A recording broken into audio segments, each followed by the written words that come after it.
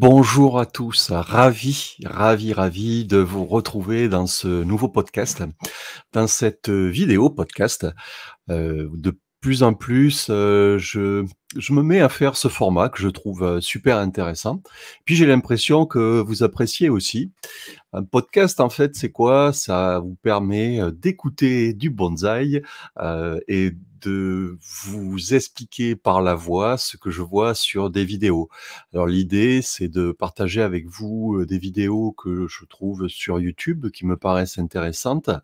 Là, pour l'instant, j'ai fait beaucoup de chaînes YouTube, qui, sont japonaises, où on voit les Japonais en train de travailler des arbres, de nous montrer des techniques aussi. Donc il y a toute une playlist, que tu pourras retrouver sur la chaîne YouTube. Si tu veux pas les rater, bien sûr, il faut que tu t'abonnes, n'hésite pas, ça c'est gratuit.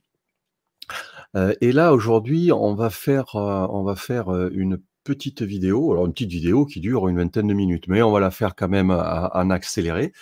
Cette vidéo en fait, elle parle, le japonais, nous montre une manière, comme le dit le titre de ce podcast, une manière de greffer. Et c'est un greffage, on va dire, assez XXL, et je vais vous montrer ça de suite, bien sûr.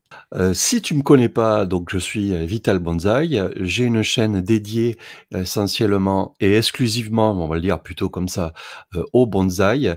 Je fais pas que des podcasts, je fais aussi des vidéos montées, je fais aussi des directs, je fais aussi des interviews, ouais, et c'est peut-être, l'occasion bah, de f lors d'un podcast, d'avoir des invités.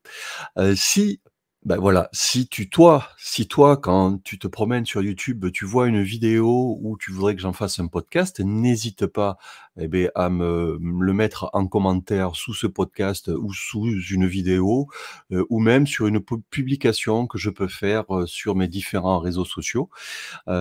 C'est facile, tu me trouveras et sur Instagram et sur Facebook, et sur, LinkedIn et sur YouTube, bien sûr. Oui, je suis un petit peu partout. Twitter, j'y suis pas trop, parce que déjà, ça fait beaucoup de réseaux à suivre. Donc, sans plus attendre, on va lancer la vidéo. Je vais vous partager l'écran et c'est parti. Donc, il nous salue. Donc, Toshi, en fait, pour, le présenter rapidement, c'est quelqu'un qui travaille, chez Koji, en fait. Donc, le voilà parti. Donc, il va nous dans l'introduction de la vidéo, si vous voulez, il explique et il dit qu'il va nous montrer une sorte de greffe. Donc on le voit partir, de son logement, on le voit rentrer dans un jardin, donc ça c'est le jardin de Koji. On le voit prendre une tronçonneuse électrique, on le voit prendre un autre outil. Alors celui qui filme me dit: «Mais c'est du bonsaï?» Point d'interrogation. Oui, oui, c'est du bonsaï et donc on le voit arriver donc dans un jardin, où il y a des bonsaïs en pleine terre, mais aussi on voit des arbres qui font 2 mètres de haut, quoi, hein, 2 ou 3 mètres de haut pour certains, quoi. Donc là, on pourrait se poser la question et d'ailleurs c'est ce qui est dit dans la vidéo, est-ce que ça va devenir des bonsaïs? Oui, ça va devenir des bonsaïs et en fait, c'est des arbres qui ont été plus ou moins abandonnés ou qu'on a laissé pousser. Donc il y a une petite blague sur, le propriétaire qui avait tendance peut-être à boire beaucoup de canettes, de bière. Allez, voilà, il dit qu'il y a des canettes de bière partout, et là, il nous explique en gros ce qu'il va faire, et pour l'exemple, il nous prend une petite branche en disant, beh, par exemple, voilà, sur cet arbre-là, là, il est au pied d'un arbre. Alors ça va très vite, je vais faire une petite pause. Là, il est au pied d'un arbre, qui a un mouvement, hein, on va dire un style Moyogi et au niveau du coude ou de la première courbe, beh, ce qu'il voudrait, c'est faire, une greffe à cet endroit-là pour pouvoir, exploiter l'arbre et pour pouvoir surtout redescendre du feuillage au plus bas. Donc, la question est posée sur, est-ce qu'on peut faire ça sur n'importe quel résineux? A priori, je pense qu'il y a pas de contre-indication. Donc, la traduction est un peu, comment dire? Un peu aléatoire. Là, par exemple, on voit un arbre qui a déjà été greffé et pour ça, on l'a bien compris, il prend une branche qui est un peu plus haute, il s'en sert, pour greffer et pour amener du feuillage un peu plus bas. C'est un truc que je vous avais déjà montré sur une vidéo et ça si, vous êtes membre de la fan zone, vous avez une vidéo dédiée au greffage. Et ça ressemble, et c'est pas que ça ressemble, c'est exactement, ce que je vous ai montré. Sauf que là, en fait, lui, il utilise qu'une technique. J'ai un peu accéléré la vitesse de la vidéo parce que c'est une vidéo qui dure, une vingtaine de minutes. Voilà, si on veut que le podcast ne soit pas trop loin. Alors il pose la question s'il y a eu des échecs. Bah, finalement peu. Alors vous devez plier des branches, oui, en fait, voilà, l'idée pour pouvoir ramener du feuillage, il faut se regarder des petites longueurs, en haut de l'arbre et descendre cette branche pour pouvoir, amener le feuillage là où on a envie, bien sûr. Il fait une parenthèse sur cette espèce de patte qu'il pose. À aucun moment il est indiqué que c'est une patte, pour, et je mets des grosses parenthèses, pour, le greffage, ou pour cicatriser. Il ça a bien été précisé, dans la traduction, c'est une patte pour protéger, c'est une patte pour éviter le dessèchement. Donc là, on le voit devant un arbre qui, ouais, qui doit bien faire ses 3 mètres parce que quand je le vois lui, qui est debout, allez, admettons qu'il fait, 1,60, 1,70, il y a bien autant, au-dessus de lui, quoi. Alors, on le voit avec sa tronçonneuse électrique. Donc la difficulté, c'est, bien sûr, de couper, la tête de l'arbre, mais il faut pas tout couper non plus parce qu'il faut se garder, du feuillage, assez bas. Là, il a coupé quelque chose, d'un arbre, qui doit faire, au moins 2 mètres. C'est un arbre, quand je vois la branche qu'il a coupée, c'est un arbre qui ça fait 3 ou 4 ans ou si pas 4 ou 5 ans que les arbres ont été poussés. Donc ce qu'il fait, c'est, il dit que ça pique, oui, c'est normal, c'est un pain. Ce qu'il fait, c'est qu'il nettoie à l'intérieur parce que forcément, comme tous les pins, dès que vous laissez pousser, l'intérieur meurt. C'est un arbre très intéressant, avec beaucoup de mouvement. D'ailleurs, c'est ce qui est dit. Ils font ce nettoyage pour enlever ces petites branches mortes parce que ça a aucune utilité pour le futur de l'arbre. Il fait tomber aussi toutes les aiguilles mortes qui se sont retrouvées coincées dans l'arbre. Donc là, il est en train de regarder encore ce qu'il peut utiliser comme branche. Voilà, il va couper encore un petit peu. Ah, il a pris une branche dans la figure. Il a souri, bon, c'est bon, ça a l'air d'aller. Voilà, donc là, il est en train de voilà, vraiment de couper l'arbre. Donc dernier le petit nettoyage se fait à la pince, concave ou avec, voilà, ou avec ça pourrait aussi bien se faire avec, un sécateur. Donc il coupe tous ces alors si on pour précision, il coupe pas à ras. Il y a, il laisse, sur les grosses branches, il doit bien laisser, 10 centimètres, et sur les petites branches sèches, bien, il coupe, presque à ras. Il reste 4 ou allez 2-3 centimètres et là, voilà, il a trouvé une branche qui va vouloir descendre. Il désaiguille la partie qui va, poser, au niveau, et qui va mettre en contact au niveau. Là, il a trouvé 2 branches où il va pouvoir faire, 2 greffes. Alors je vais faire une pause sur alors hop, je vais revenir peut-être un petit peu en arrière. Voilà.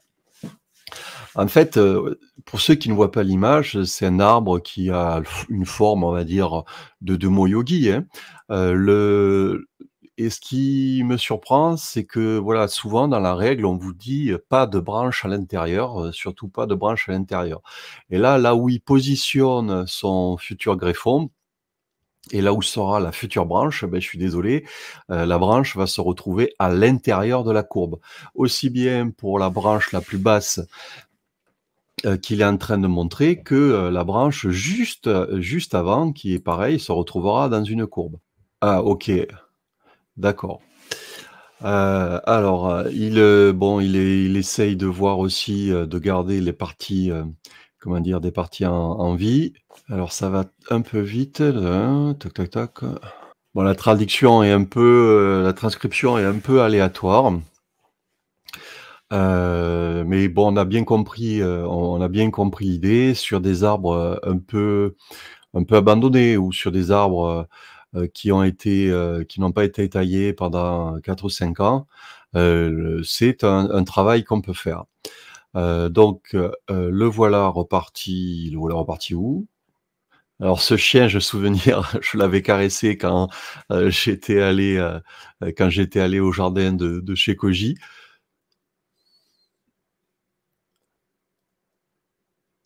Voilà, il est super cool.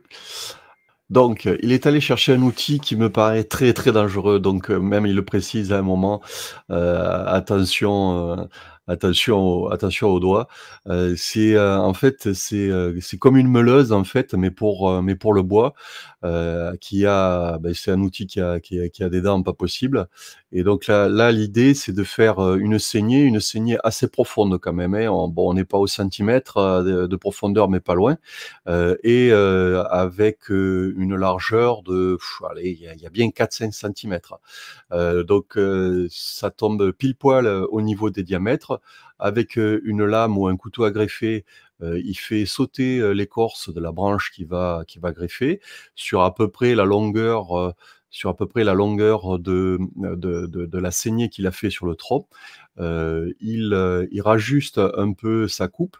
Il pose directement et il met dans le creux, et dans la saignée qu'il a fait, la branche, en mettant en contact les 2 parties qu'il a collées. Voilà, il le maintient et il a pris des agrafes. Alors nous, on pourrait le faire avec des cavaliers, hein, c'est la même chose, hein, et avec des cavaliers, il enfonce directement les cavaliers dans le tronc, pour bien maintenir, cette branche, et ce greffon bien collé à l'arbre. Donc, il en met 1, il en met 2, il en met 3. Voilà, donc là, la branche, elle est super bien tenue, donc là, maintenant, elle a pas le choix et il prend une patte. Alors, voilà, moi, pour comparer, je ne sais pas si vous êtes allé déjà dans des coopératives.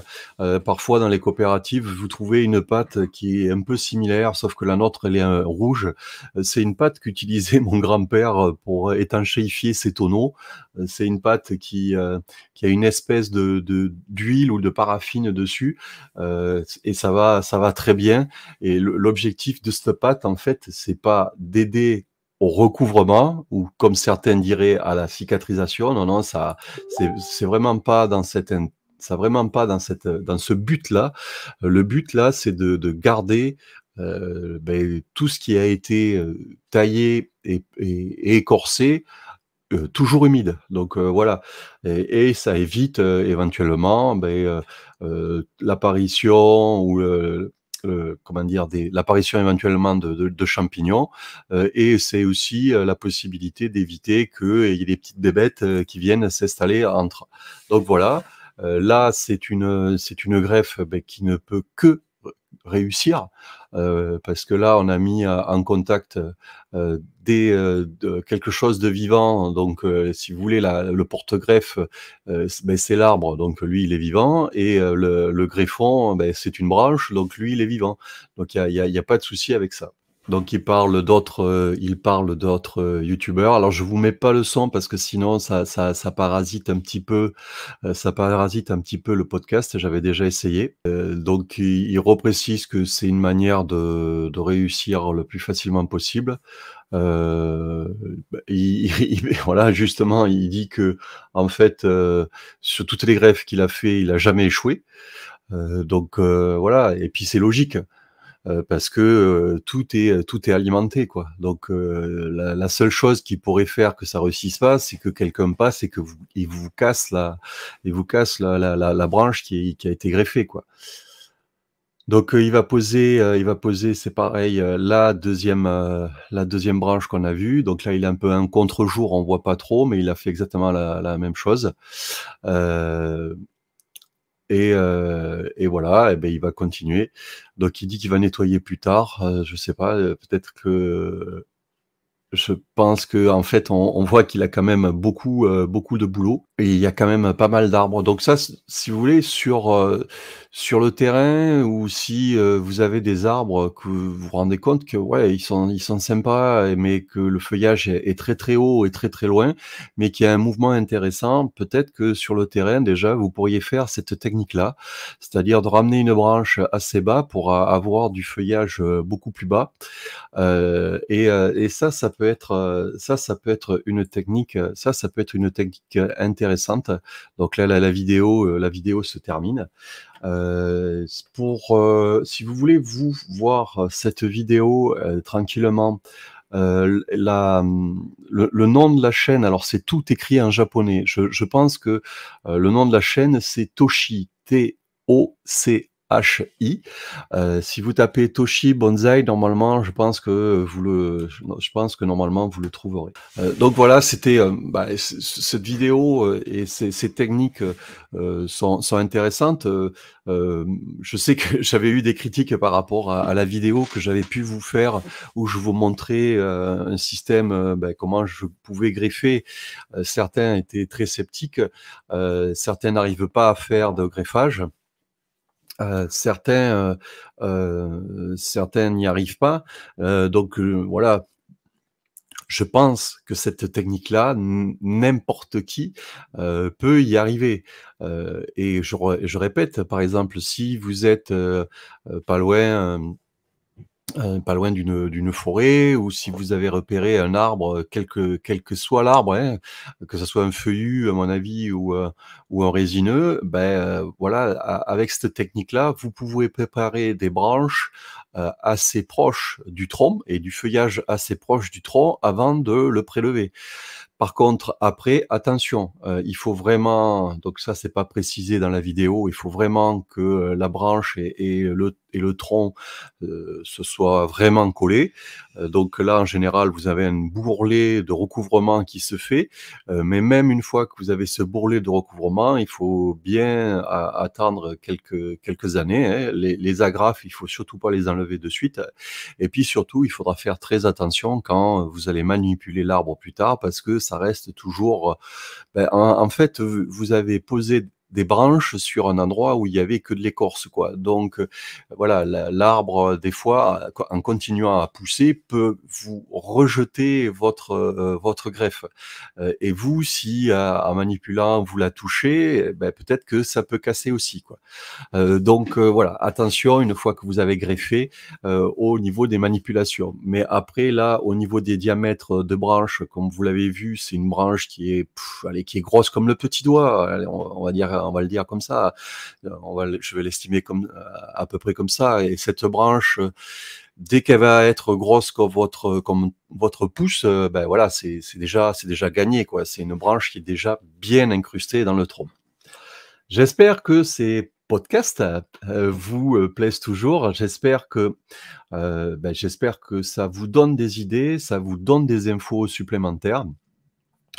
Surtout, n'hésite pas à t'abonner à tous mes podcasts, pour pas en rater un. L'avantage du podcast, c'est que tu peux les écouter, tu peux écouter du bonsaï, soit quand tu, vas au boulot, avec ta voiture, ou soit quand tu te promènes, avec, ton baladeur dans les oreilles, je vais le dire comme ça.